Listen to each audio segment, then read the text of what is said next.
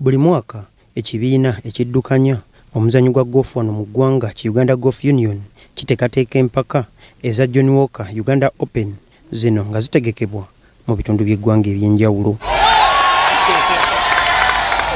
Empaka ez'omwaka oguwedde zaategekebwa Lugazi ng'ate ez'omwaka guno zigenda kutegekebwa ku Uganda Golf Club wano mu Kampala era zitongozeddwa olwaleero.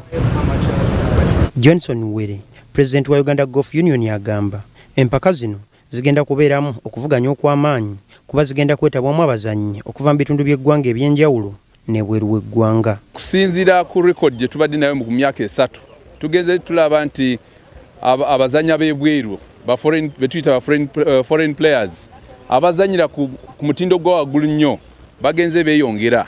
Zino zigenda kutandika okuzannyibwa ku Lwokuna luno nga 13 okutuuka nga 5 omwezi ogujja nga zigenda kwetabwamu abakyala bamusaayi muto abayiga n'abazannyira ensimbi. Akasimbi ke tuteereddewo abazannyi kawera betuyita ba professional tubateeddewo $1,500,000 betuyita ba amateur men tubateeddewo $15,000,000 betuyita abakyala tubateeddewo $10,000,000.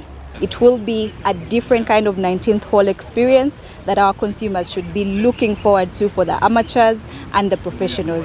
The ladies obviously will be a she walks experience as we have always done. Kampuni ya Uganda Breweries ng'eyita mu kyokunywa ki Johnny Walker egenda kuziteekamu ensimbi esoba mu bukadde 650. Christine Kyokunda, omukungu wa kampuni ye, n'agamba kino bakikola okwongera okukulaakulanya omuzannyo gwa golf wano mu ggwanga. To the golfers out there in Uganda, East Africa, Africa and outside the continent, they should be looking forward to a memorable experience with Johnny Walker, something bigger, something better, and of course keep walking on the course. Eno event ya manye nnyo buli omu agyetabamu buli mwaka. So tugambe nti nno katubeere nga tunaffe tulina mwe buli mwaka nga wali Johnny Walker waliwo premium beer okuva mu Uganda Breweries, buli omu asobole okuba nga afuna kyayagala okunywa ekimusanyusa. Joseph Kinywai ye yawangula empaka ez'omwaka oguwedde mu bayiga.